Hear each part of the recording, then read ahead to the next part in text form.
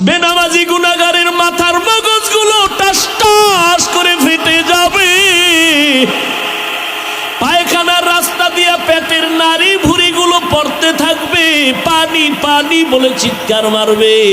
আল্লাহ রাগান্বিত হয়ে বলবে, ওরে ওর রক্তপুষগুলো গরম করিয়া গেলাস ভরিয়া দাও। যখন গেলাস ভরিয়া দিবে, পিপাসায় মুখে দিবে, মুখের চামড়াগুলো খসে খসে পড়ে যাবে। ওদিকে জাহান্নামের আওয়াজ চিল্লায় বলবে, আল্লাহ বেনামাজিগুলো কই? তাড়াতাড়ি আমার পেটে দাও, নাফরমানগুলোরে দাও, আমার পেটে বড় ক্ষুধা। নবী বলেন, আয়েশা, নবীরা পর্যন্ত সেজদায় পড়ে কান্না শুরু করবেন। আল্লাহ, উপায় কি হবে? উম্মতেরা পাগলের মতো দৌড়াবে ঈসা নবীর কাছে, মুসা নবীর কাছে। সবাই বলবে, আমি পারবো না, যাও। এক পর্যায়ে সব নবীরা কাঁদবে, কেউ কাছে যাবে না। উম্মতের কথাও চিন্তা কোনো নবী তখন করবেন না। উম্মতেরা নিরুপায় হইয়া হাসরের ময়দানে খুঁজতে খুঁজতে আমি মুহাম্মদের তালাশ করবে। আম্মা জান আয়েশা বলেন, আপনাকে কই পাবে ওই দিন? নবী বলেন, আমি আমার মালিকের কুদরতের সামনে মাকামে মাহমুদে সেজদায় পড়ে আমিও কান্না করব। তবে মুসা নবীর কান্না আমার কান্না এক না, ঈসা নবীর কান্না, ইব্রাহিমের কান্না, আদমের কান্না, আমার কান্না এক না। তারা কাঁদবেন আর বলবেন, আল্লাহ আমারে বাঁচাও। আর আমি বারবার কাঁদবো আর বলবো, আল্লাহ আমার উম্মতের বাঁচাও। আমার একটা উম্মত যেন জাহান্নামে না যায়। যদি আমার উম্মতের আগুনে জ্বালাও, আমি নবী জান্নাতের দরজায় যাব না। আল্লাহ বলবে, নবী মাথা উঁচু করেন, উম্মতগুলো ধরে ধরে বেছে বেছে জান্নাতের দিকে নিয়ে যান। নবী বলেন, আমি তখন কান্না বন্ধ করে আমি আমার উম্মতগুলো ধরে ধরে আমি কাউসারের পানির কিনারায় নিয়ে যাব। আমার উম্মত, আম্মাজান বলে, উম্মত চিনবেন কিভাবে? কোটি কোটি মানুষের ভেতরে। নবী বলেন, আয়েশা, আমার উম্মত যারা 5 ওয়াক্ত নামাজ ওযু বানাইয়া করত, তাদের ওযুর জায়গা নূরের আলোতে ঝলমল করতে থাকবে। আমি কাউসারের পানি পান করাইয়া পিপাসা নিবারণ করব। হঠাৎ করে পর্দা পড়ে যাবে, এখনো লাইনে উম্মত বাকি, এরা পানি পায় নাই। ও ফেরেশতা, পর্দা দিলা কেন? বলে, এরা আপনার ভেজাল উম্মত, আপনি না, এরা নবীর সুন্নাত জবাই করেছে, নামাজ পড়ে নাই, পর্দা করে নাই। নবী তখন বলেন, আয়েশা, আমি রাগ করে বলবো, সোহকন সোহকা, ভেগে যা, তোরা ভেগে যা। আল্লাহর অর্ডার হবে, নাফরমানের জাহান্নামের শিকল লাগাও। জাহান্নামের শিকল লাগাইয়া টানতে টানতে জাহান্নামের আগুনের দিকে নিয়ে যাবে। কি উপায় হবে রে আল্লাহর গোলাম? আমরা নবীর আদর্শ মানিয়া চলার কারণে কইয়াম গো, না খাইয়া তো মরি নাই, খানাও বন্ধ নাই, ঘুম বন্ধ নাই। ও যুবক বাবারা, বৃদ্ধ বাবাজিরা, পর্দার আড়ালের মা বোনেরা, কার পিছনে ঘুরতে গিয়া কি পাওয়ার আশায় দাড়ি কাটছো? কার পেছনে ঘুরিয়া কি পাওয়ার আশায় নামাজ বাদ দিছো রে বাবা? যার পেছনে ঘুরিয়া নামাজ বাদ দিছো সে তোমার আপন না, স্বার্থে আঘাত লাগলে তোমাকে মেরে ফেলবে।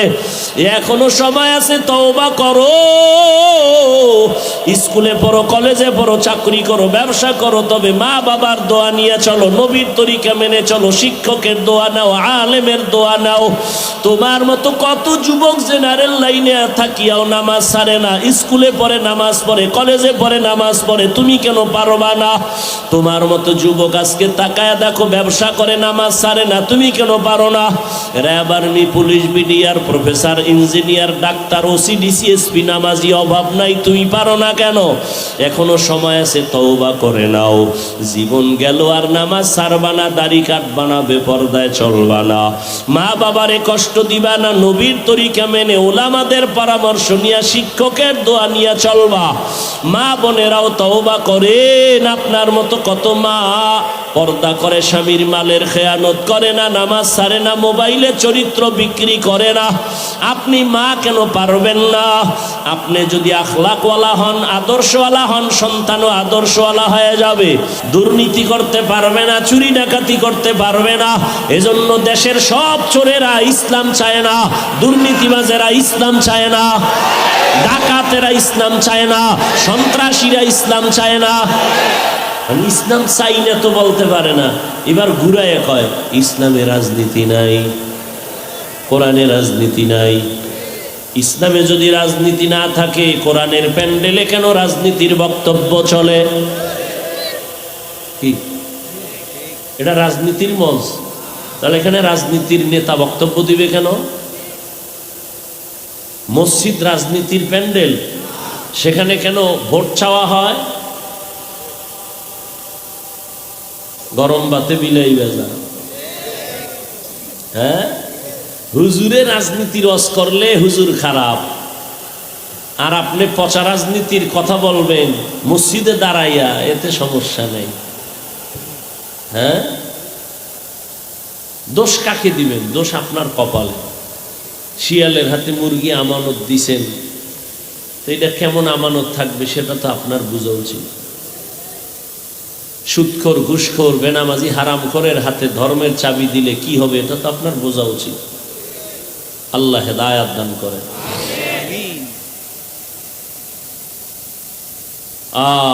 মসজিদের ইমাম সাহেব পিওর মানুষ, কোনো দল করা যাবে না। কমিটির লোকেরা পচা পচা দল করবে, বাধা দেয়া যাবে না। কি ইমাম সাহেব করলেই ঝামেলা।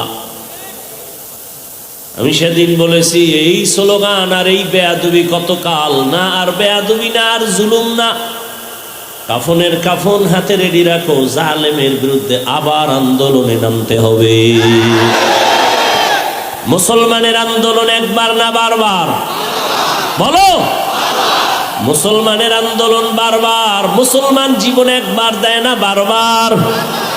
কি মুসলমানের জীবন বারবার, একবার না। কাফনের কাফন রেডি রাখো। আমরা ক্ষমতার চেয়ার চাই না, এমপির চেয়ার চাই না, কারণ দুনিয়ার সব চেয়ারের থেকে এই কোরআনের চেয়ারের দাম বেশি। চেয়ারম্যানের চেয়ারের মেয়াদ শেষ, আর কোরআনওয়ালাদের চেয়ারের তো কোনো মেয়াদই নাই। আবার শেষ হবে কি? টাকা দিয়া সম্মান কিনলে একবার পায় ফুলের মালা, ফাইনালে জুতার মালা। আর আমার আল্লাহর দেওয়া সম্মান নিলে দুনিয়ায় বাদশাহ, পরকালেও বাদশাহ। ভাইরা আমার, স্বাধীন স্বাধীন কয়ে ঘুমাও। আমি তো বলি মুসলমান তো স্বাধীন বলে দিব্যি আরামে নিশ্চিন্তায় ঘুমাবে ওই দিন এদেশের আলেম ওলামারা সিনা টান করে কোরআনের কথা বলবে, কোনো বেনামাজি হারামখোরের অনুমতি লাগবে না যেই দিন। মুসলমানেরা আরামে নিশ্চিন্তায় ঘুমাবে সেই দিন এদেশের মসজিদ আর মাদ্রাসার মধ্যে কমিটিতে বেনামাজি থাকবে না যেদিন। হবে কোনদিন? আল্লাহ কেমনে হবে, কেমনে হবে? আপনারা ওয়াজে পড়ছেন, ফজর পড়েন নাই, জোহর পড়েন নাই, আসর পড়েন নাই, মাগরিব পড়েন নাই, এশা পড়েন নাই। টাটকা আশেকে রাসূল ওয়াজ হচ্ছে, আবার বেপরদা ওয়াজের উপলক্ষে মার্কেটে বেপরদা নারী পুরুষেরা ঘুরছে। ওয়াজে আইসা বেলুন কিনছে, বেলুন প্লাস্টিকের মাছ কিনা বাড়ি যায়। ম্যাডাম কয় ওয়াজ থেকে কি পাইছো? কয় মোনাজাতে বেলুন কবুল হয়ে গেছে। হাসো। মুসলমানের কপাল কত খারাপ। বেহেশতের বাগান বসলেই গুনাহ মাপ, কিন্তু কপাল খারাপ। বসছে বেহেশতের বাগানে, করতেছে কবিরা গুনাহ গজবের মোবাইল নিয়া। কত কপাল খারাপ।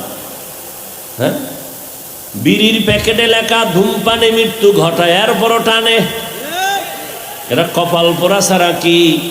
বসছে বেহেশতের বাগানে, করতেছে ফটো, বিনা কারণে সরকারের অর্ডার ছাড়া, প্রয়োজন ছাড়া, মদিনার অনুমতি ছাড়া যে কোনো কারণে ছবি তোলা 1000 কোটি বার কবিরা গুনাহ, হারাম। বসছেন বেহেশতের বাগানে, করতেছেন কবিরা গুনাহ। মোবাইল সামনে নিয়ে কলবের দরজা বন্ধ করে রাখছি আর স্লোগান দেয় দিনকে বদলে দাও। এই জন্য খালি দিন বদলায়, শান্তি আসে না। কারণ আগের দিনে সুদখোর, এখন দিন বদলাইয়াও সুদখোর। আগের দিনে গাঞ্জাখোর, দিন বদলাইয়াও গাঞ্জাখোর। এজন্য সব নবীদের আওয়াজ, আলেমদের আওয়াজ, সাহাবাদের আওয়াজ, দিন বদলানো দরকার নাই। দিন বদলে দাও না, না না, আসলটারে বদলাও, দিন নয়, দিল বদলাও। দিল দিল দিল কি বদলাও? দিলকে বদলে দাও। যদি দিল বদলাইয়া যায়, এসপি সাহেব চেয়ারে বসিয়াও কারো উপরে জুলুম করবে না। দিলকে যদি বদলে দাও, ওমরের মতো বসে দিনের বেলা বিচার করবে, রাতের বেলা ঘুমাবে না, খবর নিবে আমার জনগণের কি হালাত। তো কো যাও সুন্নতে আহমদ কো যাবা মুহাম্মদ কে বুয়াদ নিসবতরা কারে শয়তা মি কুনি নামত বলি গরবনি লাস্তো লানো বরবলি। খারাপ লাগে এমন ওয়াজ কোন ইমাম সাহেব জুমায় করলে আসর পড়াবার সুযোগ আর হবে? ওই যে শিয়ালের হাতে মুরগি কথা নয়। এই বয়ান আমি যা কইছি এতক্ষণ, এই জুমায় যদি কোনো খতিব সাহেব দেয়, আসর পর্যন্ত আর থাকার উপায় আছে? কেন? শিয়ালের হাতে মুরগি। আল্লাহ হেদায়াত দান করুন।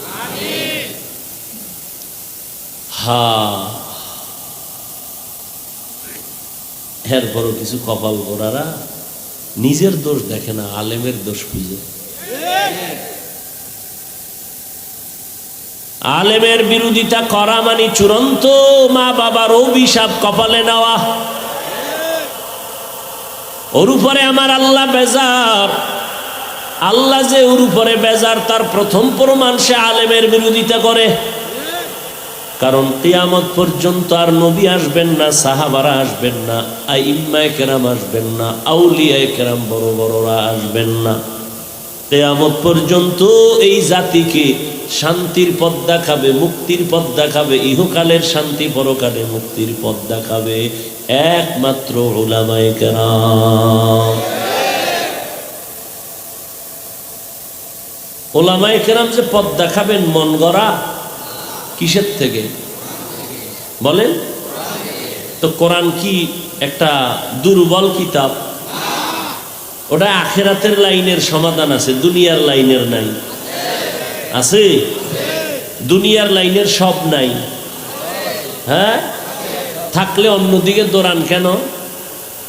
আপনি তো দৌড়াচ্ছেন শান্তির জন্য না, আল্লাহর দিন ছাড়া তো শান্তির পথ নাই। আপনি উল্টা দিয়ে দৌড়ান কেন? আপনি দাড়ি কাটবেন, এখানে তো শান্তি নেই। আপনি নামাজ বাদ দিয়ে চলবেন না, এখানে তো শান্তি নেই। দেখতেছি তো চোখের সামনে, নামাজ রোজা দাড়ি টুপি হালাল হারাম বাদ দিয়া দুনিয়া দুনিয়া দুনিয়া দুনিয়া দুনিয়া দুনিয়া করতে করতে বাড়িও পায় না, গাড়িও পায় না, মরুন্যা কবরও নেই। কবরও এবার দেখছেন নি, দুনিয়া খুঁজতে খুঁজতে এখন নিজের কবরও নেই।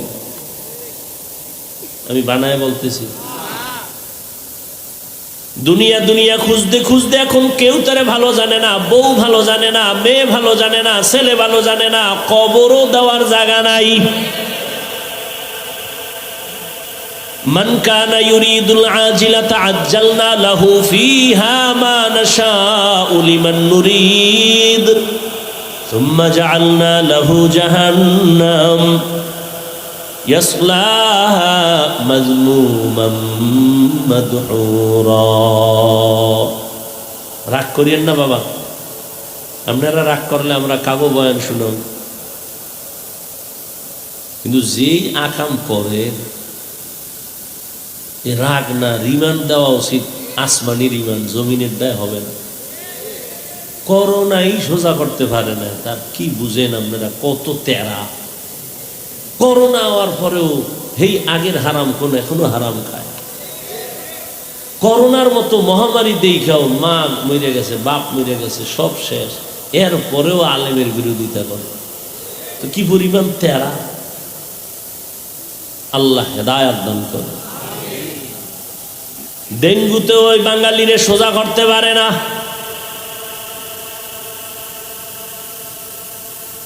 কত তাজা তাজা প্রাণ চলে গেল, একবারও ভাবো নাই যে নিজের মরণটার ডাক কখন এসে যাবে, কখন